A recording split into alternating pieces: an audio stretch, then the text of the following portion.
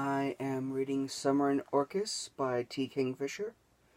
The link and information for the book are in the comment section down below. Chapter 4. As it turned out, the hallway was sunken into the ground.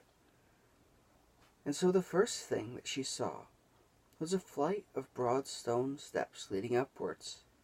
The leaves had collected in drifts at the bottom, on the edges of the stairs.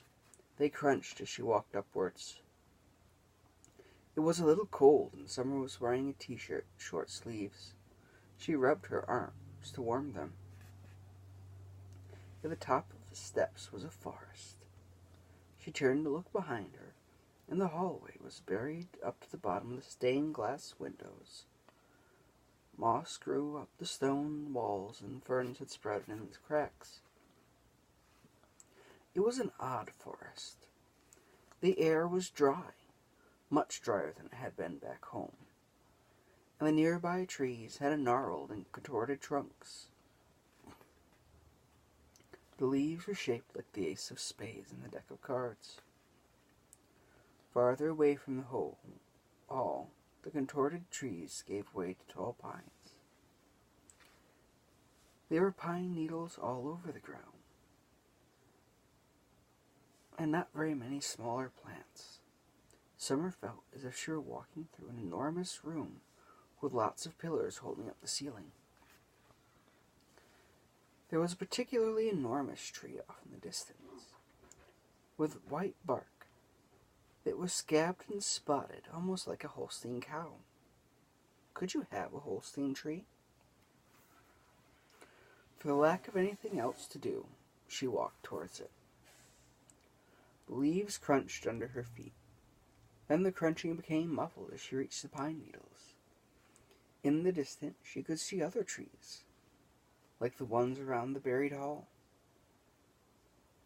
crowding their trunks together and dusted with ferns. Between these trees were the tall, tall pines. "I smell desert," said the weasel. He sat up on her shoulder, his small nose working furiously. "We're in the woods," said Summer, not arguing, just stating the fact. He gave a short, sharp nod. "I know, but I smell desert. We're at an edge place, I think. Those trees, those are cottonwoods. They're growing up wherever there's a seep of water." "Does that mean anything?" asked Summer. They were in the desert. I mean, not about the trees. The weasel shrugged. A rolling weasel shrug. "It means the mice will be fast as fury."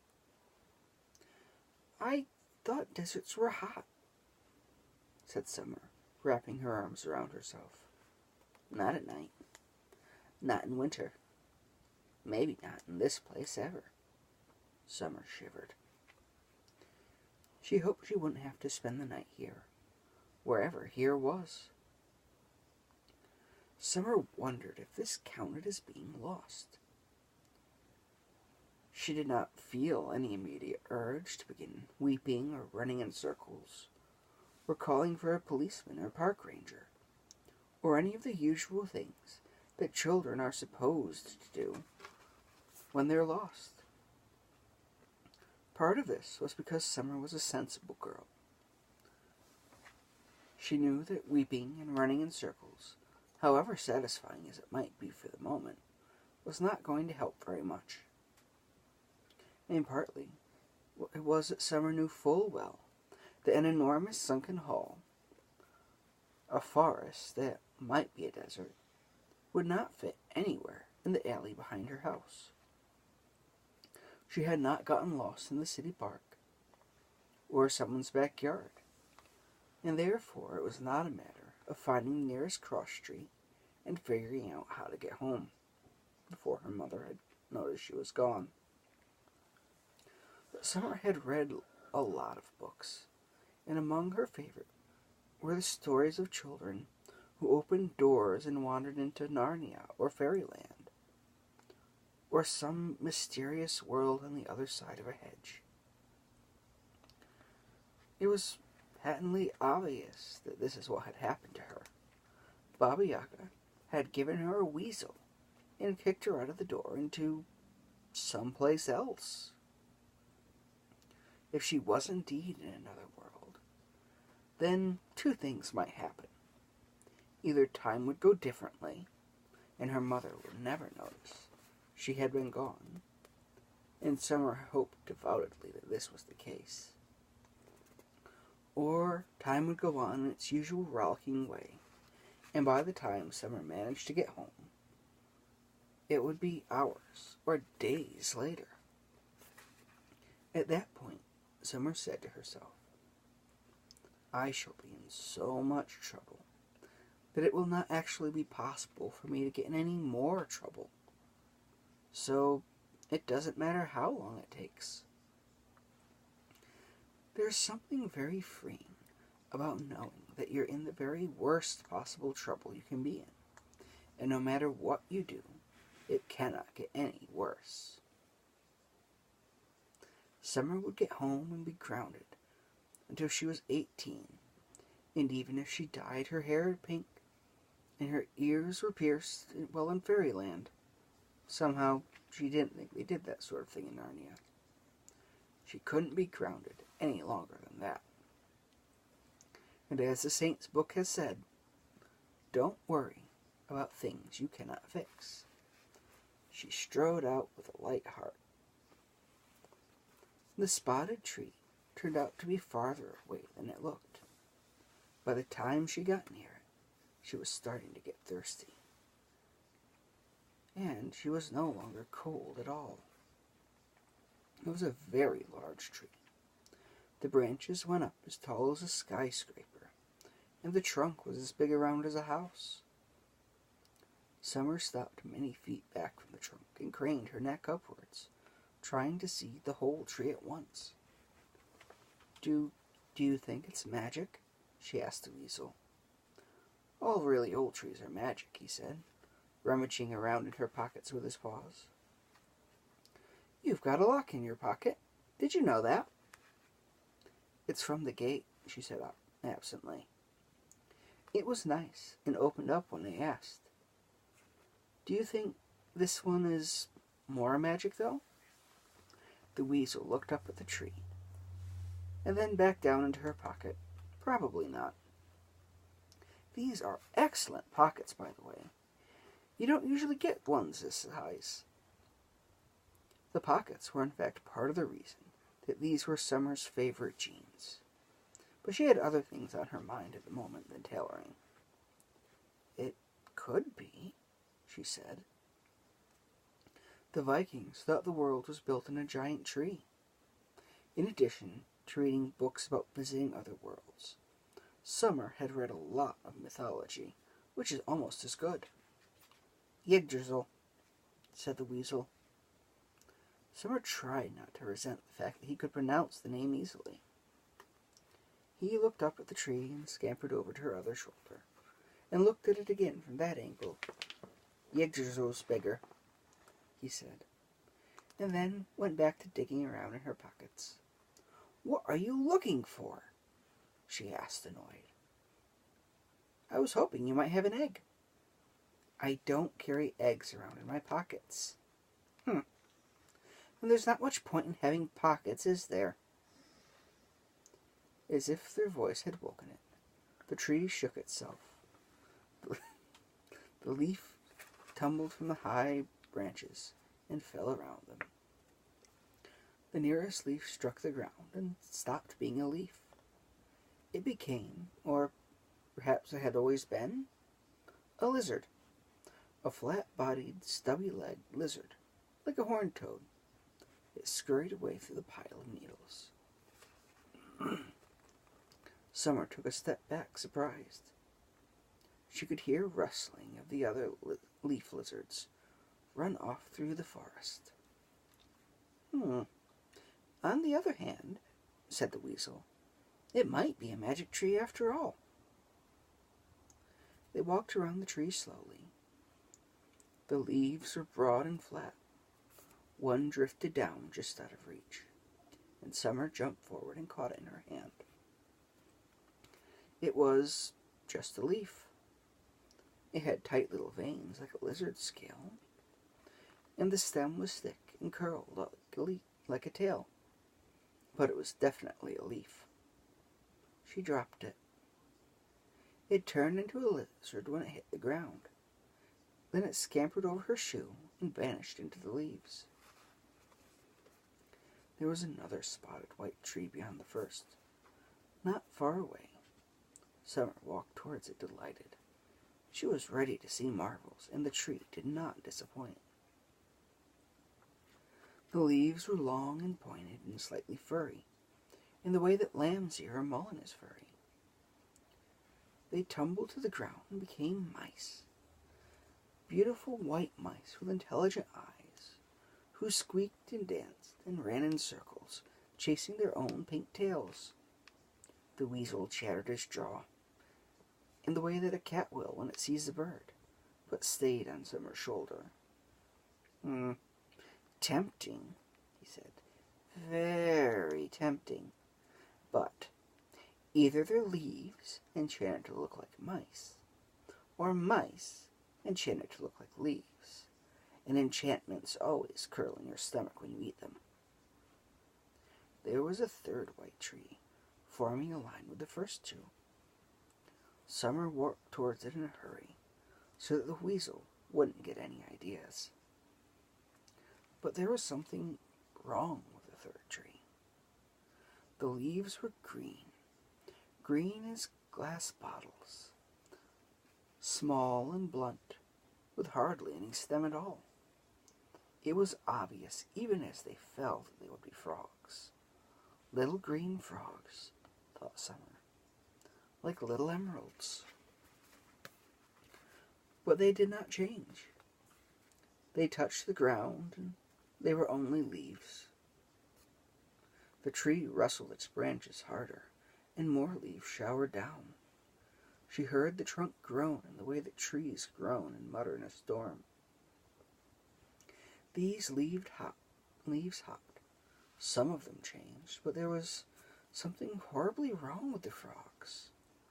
They had no legs, or too many legs, or they plowed forward on their bellies. And in a few seconds, they were all leaves again, and Summer was glad of it, because there was something horrible and piteous about the frogs. They had looked as if they were dying. The white tree thrashed. Its limbs swayed in a gale, and that only it could feel. Behind them, the other two white trees moaned and swayed in sympathy.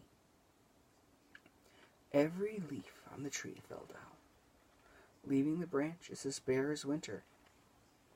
Many people have heard of a rain of frogs, but very few, far fewer than say they have ever seen one.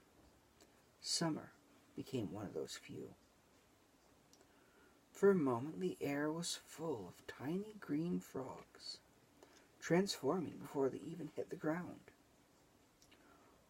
All of them croaking like fingernails dragged over a comb. They rushed away into the leaves, hopping and dancing and croaking and cavorting. Summer let out a breath she hadn't known she was holding. She had been terribly afraid that the tree wouldn't be able to do it. Indeed, the tree looked exhausted. Its branches drooped, and it shivered. Summer took a step forward and put her hand on its bark. "You did it," she said.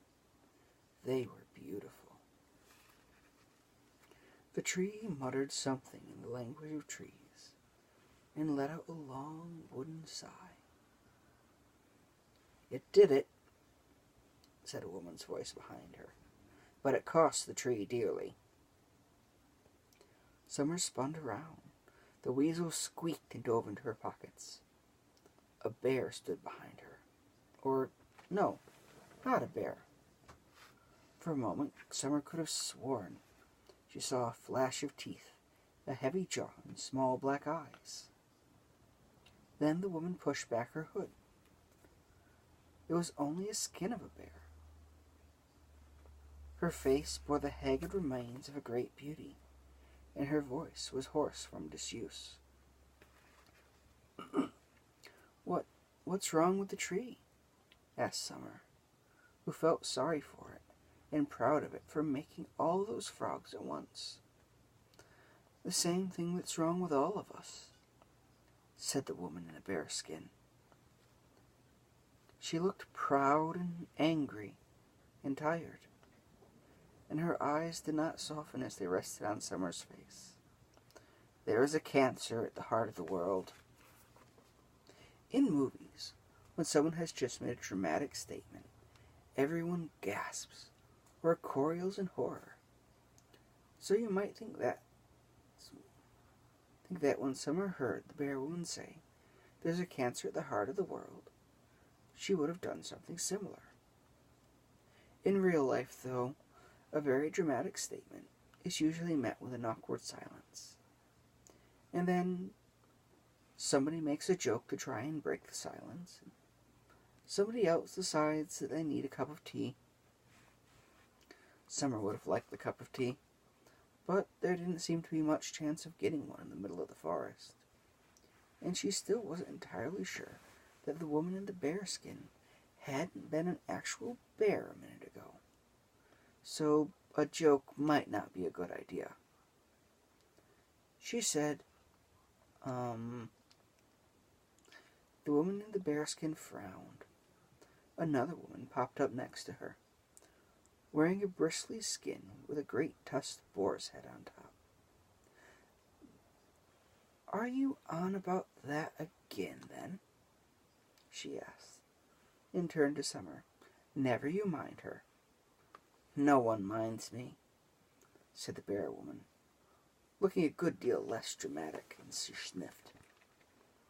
"I'm Boarskin," said the woman wearing the boar's head on top of her own. "This is Bearskin. Our sister Donkey Skin is around here somewhere, but she has a hard time with strangers." "I'm Summer," said Summer shyly. She wondered if she should introduce the weasel, but he didn't say anything, so she decided not to.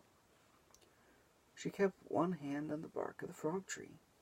"Please, if you know, can you tell me what's wrong with the tree? Can I help it?" Bearskin opened her mouth to say something, and Boarskin thumped her in the ribs with her elbow. They didn't look much like sisters.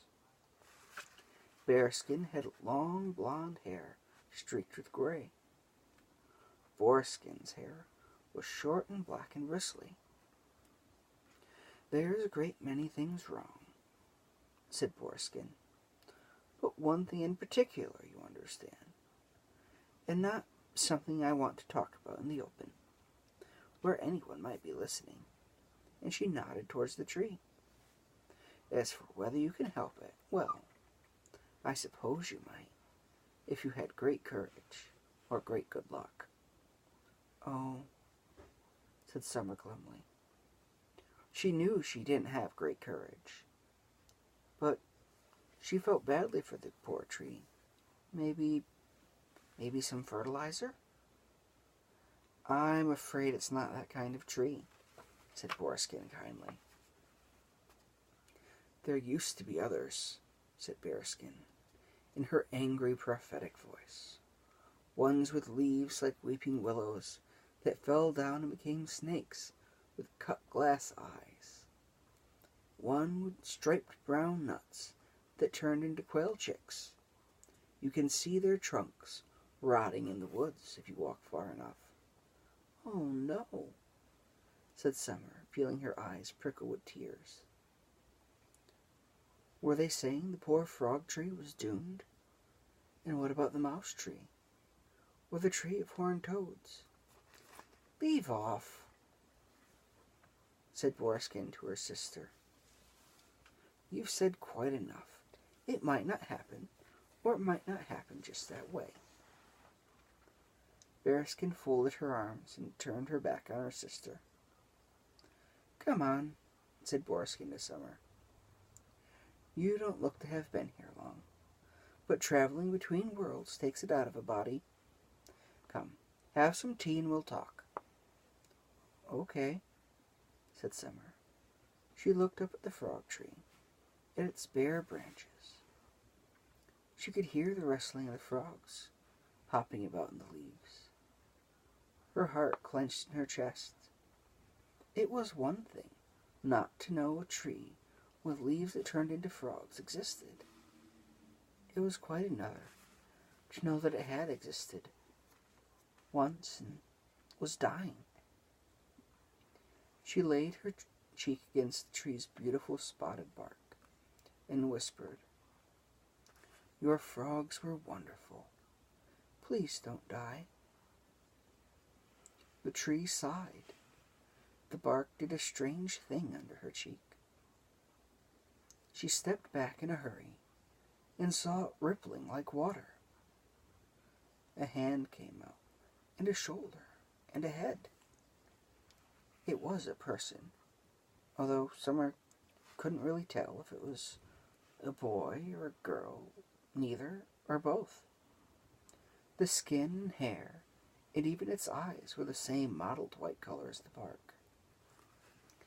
It had an enormous number of rooty fingers. It smiled at Summer and held out its hand. When Summer held hers out in response, the bark person dropped something into her palm. Then it stepped back into its tree, like a swimmer stepping into the water, and was gone. "Dryad," said Boarskin. For a moment, her gaze was as sharp as her sister's. "They don't come out often. Whatever it gave you, keep it safe.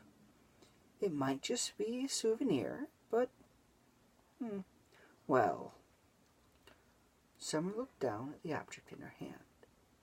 It was an acorn, or, seeing where it had come from, perhaps not carved at all, into the shape of a tadpole. The stem was a thick panel of a tail. The shell of the acorn had googling eyes and tiny, tightly folded webbed feet. She put it in her pocket next to her friendly padlock. The weasel moved against her fingers and brushed his tail like a kiss on her knuckles. "Come on, then," said Boarskin. Summer followed her with several backward glances into the deep forest.